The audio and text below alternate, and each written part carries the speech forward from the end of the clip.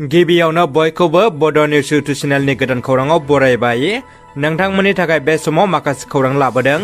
भिडिअखौ जोबजासे नायलांनो दाबाव आरो चेनेलाव गोदानब्ला अन्नानै साबस्क्राइब खालामना बेल आइकनआ अलाव होनानै ला आरो भिडिअखौ लाइक कमेन्ट शेयार खालामनो गुरै खावलायबाय। दानिया फैदो दिनैनि खौराङाव। जोबोद गोजोनथाव खौरां, बर' हारिनि मोनसे गोग्गाथाव खौरां। रासियानिफ्राय 6 बोसोरनि उनाव फैफिनबाय ज्योतिका बर'आ सासे MBBS डाक्टार जानानै। बर' फिसा लाइमोन सिख्ला ज्योतिका बर'आ रासियानिफ्राय बड'लेण्डआव डाक्टार जाना फैबाय। उदालगुरि जिल्ला डिमाकुसि ओनसोल दिन्दांपारा गामिनि बिफा नबिन बर', बिमा रुपेश्वरी बर'नि फिसाजो ज्योतिका बर'आ रासियायाव 6 बोसोरनि थाखाय MBBS फरायनानै डाक्टार जाना फैबाय। थांनाय 2017 मायथाइनि 17 नभेम्बराव रासियायाव दावबायलांना 2023 मायथाइनि जुलाइ दानाव MBBS फरायना डक्टर जाना फैबाय ज्योतिका बर'आ। बिथांनि डक्टर जाना फैनाया नखरजों लोगोसे ओनसोल आरो बर' हारिनि देरगानाय लाबोदों। चिरां जिल्लानि खाग्राबारियाव स्पेसियेल रिफाइनारि थाव दोनथुमसालिनि अन्थाइ खाम्फा बेखेवनो लाहार फाहार सोलिगासिनो दङ। चिरां जिल्लानि खाग्राबारि गामियाव गेदेरथार स्पेसियेल रिफाइनारिनि थाव दोनथुमसालिनि अन्थाइ खाम्फा बेखेवनो थांगासिनो दङ। बे अन्थाइ खाम्फाखौ फैगौ 24 फेब्रुवारियाव आसामनि गिबि मन्त्रि डक्टर हिमन्त बिश्व शर्माया गायसनगोन। बे हाबाफारिनो लाहार फाहार खालामनाया सोलिगासिनो दङ। मख'नो गोनांदि गिबि मन्त्रि डक्टर हिमन्त बिश्व शर्माया अन्थाइ खाम्फा गायसननाय हाबाफारियाव 30,000 रायजो राजाफ्रा बाहागो लागोन होननानै मिथिनो मोननाय जादों। चिराङाव हान्था मेलानि थाखाय मोनसे गोजोनथाव खौरां। चिरां जिल्लानि आइ दैमानि बिखायाव आरोबाव गुबुन गंसे पाक्का दालां थाबैनो गिबि मन्थ्रिनि आखाइजों बेखेवजानो थांगासिनो दङ।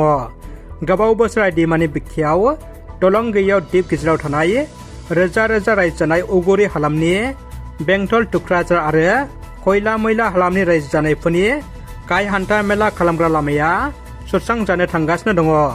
बावैसो साननि गेजेरावनो आसामनि गिबि मन्त्रि डक्टर हिमन्त बिश्व शर्माया बेखेवना होफैगोन होननानै मिथिनो मोननाय जादों।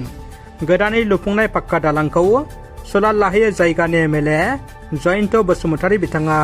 बर' सावथुन आफाद बिसानि लेङाइ आफादगिरि दीपक कुमार रामसिंहारनि खौरांगिरि मेल। बिसानि बाथि बड' फिल्म एवार्ड सेरेमनिखौ 2024 मायथाइनि फैगौ 25 फेब्रुवारि खालार खालि चिरां जिल्लानि बङाइगाव धालिगावनि BGR अडिट'रियाम हलाव खुंफुंगोन। बिसानि बाथि बड' फिल्म एवार्ड सेरेमनियाव बयखौबो बाहागो लाफैनो खावलायदों। मख'नो गोनांदि मोन 18 आयदानि सायाव ट्रफिजों लोगोसे रांनि बान्था गथायनाय जागोन होनना मिथिनो मोनदों। प्राइम मिनिस्टार उच्च शिक्षा अभियान PM उषानि सिङाव बड'लेण्ड मुलुगसोलोंसालिनिसिम 20 कौटि रांनि अनसुंथाइ।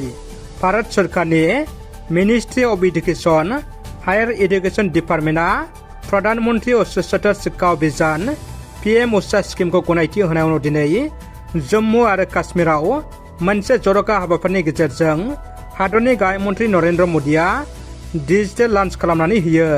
बे प्रधान मन्त्रि उच्च शिक्षा अभियान PM उषा स्किमनि गेजेरजों हादरनि गुबुन गुबुन रायजोनि मुलुगसोलोंसालिफोरनि गाहाम जौगाथायनि थाखाय रां अनसुंथाइ बिथांखिखौ बेखेवनानै होयो। मख'जाथावदि आसामनि गुबुन गुबुन मुलुगसोलोंसालिफोरनि गेजेराव बड'लेण्ड मुलुगसोलोंसालियाबो PM उषानि सिङाव 20 कौटि रां मोननो हायो। दिनै बड'लेण्ड मुलुगसोलोंसालिनि कनफारेन्स हलाव मोनसे भिडिअ कनफारेन्सनि गेजेरजों डिजिटेल लन्च खालामनाय हाबाफारियाव बड'लेण्ड मुलुगसोलोंसालिनि भाइस चेन्सेलरजों लोगोसे गुबुन गुबुन बिफाननि प्रफेसर आरो मुलुगसोलोंसालिनि सिङाव गनायथिनाय फरायसालिमाफोरनि प्रिन्सिपालफोर, BTCनि मावफुं सोद्रोमा उइलसन हासदा, बर' थुनलाइ आफादनि आफादगिरि सुरत नार्जारि आरो गुबुन गुबुन सानसुमैफ्रा बाहागो लायो। गसाइगाव दुवार ओनसोल जन परिसंग्राम DGP आफादनि आफादगिरि पारमिनास नार्जारिनि खौरांगिरि मेल। गसाइगाव जिल्ला BPF दलनि मावखुलियाव दुवार ओनसोल जन परिसंग्राम DGPनि आफादगिरि पारमिनास नार्जारि बिथाङा खौरांगिरि मेलनि गेजेरजों BJP आरो UPPL दलनि सायाव गोख्रों नजर दिखाङो आरो फैगौ लकसभा बिसायख'थियाव BPF दोलोखौनो साफ्रोम रायजो राजाफोरखौ गाव गावनि बेसेन गोसा भटखौ होनानै हेफाजाब होनो थाखाय खावलायदों। नङाब्ला फैबाय थानाय समाव BTCआ जोबस्रांग्रा रोखासै होननानै बुंथिनायजों लोगोसे BTCखौ रैखा खालामनो हायाब्ला जोंनि बे हालामाव फैगौ समाव गोसोम जोमैया साग्लोबफैगोन रोखासै होननानै बुंथिदों। बिजेपि इउपिपिआ फैगौ बिसायख'थिफोराव देरहासार जायोब्ला बिटिसिआ दान मोननै मोनथामनि गेजेरावनो जोबस्रांनो थांगासिनो दं होननानैबो बुंथिबावो बिथाङा। लोगोसे एबसुआ बडलेण्डखौ गोदोना सिमब्रेनानै खबर स्टान होनानै दिल्लीयाव 2020 मायथाइनि 2 जानुवारियाव फबनानै गारबोबाय होननानैबो गोख्रों रावजों सोंखारनानै खौरांगिरि मेलनि गेजेरजों बुंथिबावो बिथाङा। रादाबा एसेनोसै। भिडिअखौ जोबजासे नायनायनि थाखाय नोंथांमोननिसिम साबायखर।